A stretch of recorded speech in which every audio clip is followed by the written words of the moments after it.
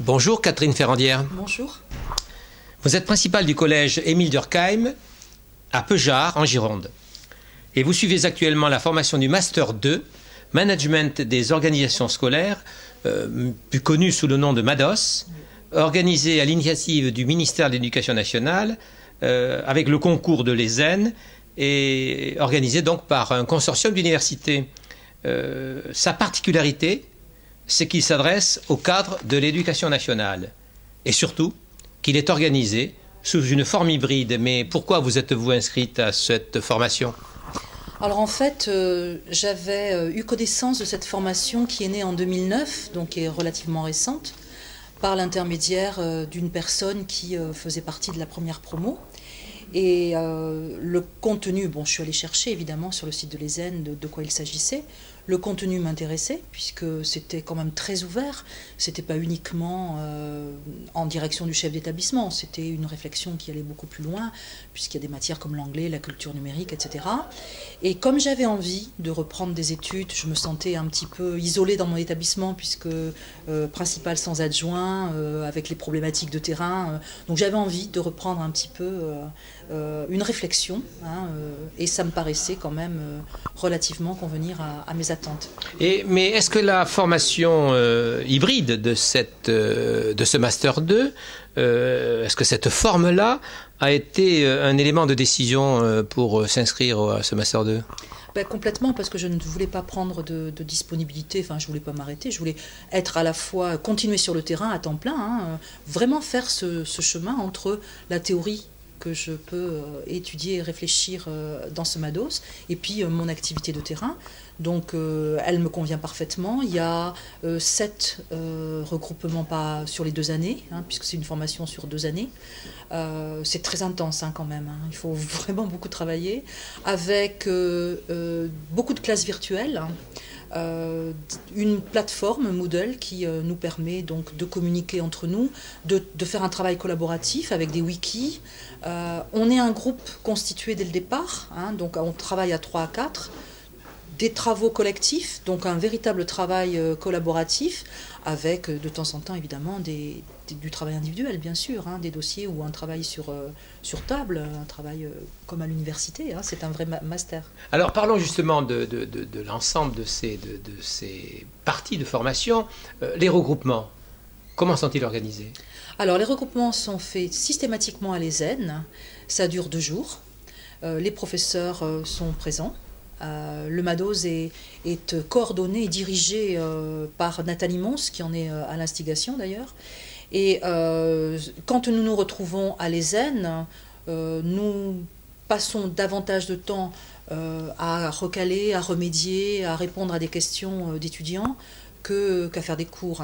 Les cours, on les fait plutôt à la maison, par classe virtuelle ou par document qu'on va chercher régulièrement. Alors classe virtuelle, comment s'organise la classe virtuelle ? Alors les classes virtuelles, nous utilisons l'outil Sabas Centra, qui est un outil de Toulouse. Donc là, c'est le MADOS, c'est l'ESN qui est abonné à cet outil-là, bien évidemment. Donc nous créons nos classes où elles sont créées par les professeurs, et nous nous retrouvons sur cet espace-là, ou en groupe complet, ou en petits groupes, constitués, on est 3-4 par groupe. Et puis nous-mêmes, quand nous travaillons ensemble, quand nous avons un travail à faire, nous nous retrouvons, souvent le dimanche matin, par le biais de ces classes virtuelles, et nous travaillons de cette manière-là. Si je comprends bien, vous êtes en classe l'essentiel du temps, mais chez vous ?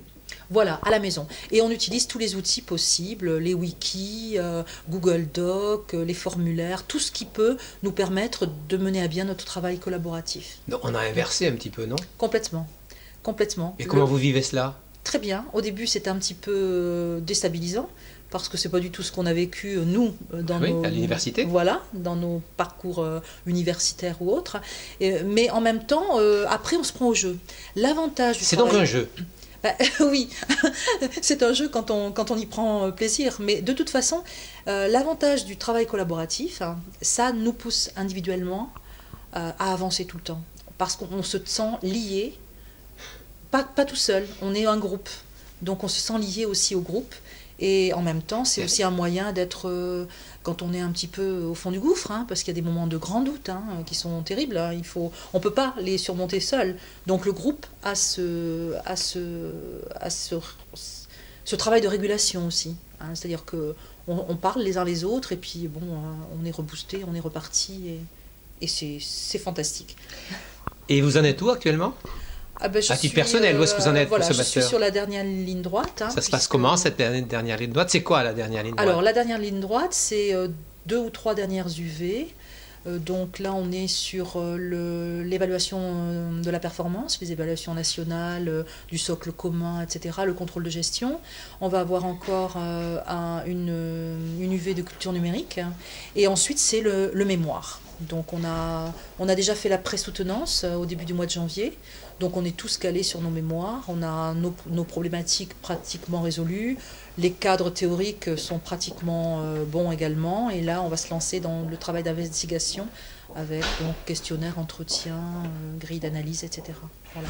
Donc on est bien parti. Alors ce Master 2, j'irais même jusqu'à dire, cette forme de formation, est-ce qu'elle a un impact sur votre pratique professionnelle, et en particulier sur votre regard sur les pratiques des enseignants?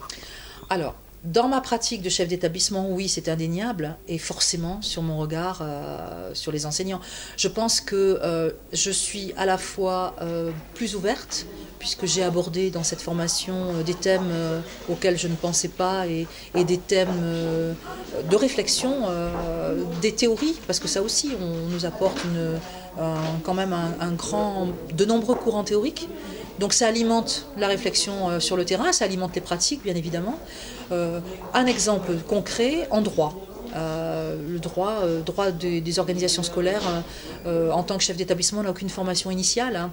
Donc en fait, sur le terrain, on fait un petit peu aussi avec les connaissances des uns des autres. On se sert des compétences des uns des autres, mais soi-même sur le terrain, on est parfois un peu sec face à une problématique ou à un problème à résoudre. Et ça m'a apporté effectivement une approche vraiment de droit que tout étudiant de droit doit avoir, et en même temps une connaissance qui me permet d'aller chercher les textes où ils sont et de savoir que le texte ne va pas tout résoudre. Hein, en d'autres termes, vous êtes prête maintenant à passer le concours de personnel de direction, quoi, si je comprends bien. Oui, je pourrais le repasser, oui, je pense. Non, mais c'était une boutade, bien évidemment. Mais je serai certainement plus armée, oui, c'est sûr. Et votre regard sur les collègues enseignants? Alors, mon regard, il est à la fois plus ouvert et en même temps plus sévère, entre guillemets, mais dans le bon sens du terme. C'est-à-dire qu'effectivement, le management, puisque c'est quand même un gros mot à l'éducation nationale, puisqu'on ne le connaît pas, pour moi, maintenant, c'est quelque chose qui est positif. C'est quelque chose qui me permet effectivement de manager les équipes, vraiment. Donc d'être plus proche, mais surtout d'être aussi peut-être un peu plus à l'écoute et d'être conscient davantage conscient des problèmes. Je l'étais avant, mais disons que je n'étais pas persuadée que je pouvais peut-être apporter un élément de réponse. Maintenant, je me sens un peu plus armée pour effectivement pas résoudre les problèmes en entier. Hein. Je pense que ma hiérarchie au-dessus, au niveau ministériel, est plus armée que moi, mais au quotidien, oui, peut-être d'apporter des éléments de réponse. Ce type de formation, vous pensez qu'on peut l'utiliser dans le cadre de la formation continue des enseignants? Pourquoi pas? Pourquoi pas? La formation hybride, oui, j'en suis persuadée. Après, je sais qu'il y a des tentatives avec la FOAD de formation continue qui, pour l'instant, enfin, ce que j'en connais au niveau administratif, ça n'a pas apporté réellement ses fruits. Pourtant, en ce qui concerne tous les outils numériques, oui, ça devrait être une solution, la solution. Merci beaucoup. Merci à vous.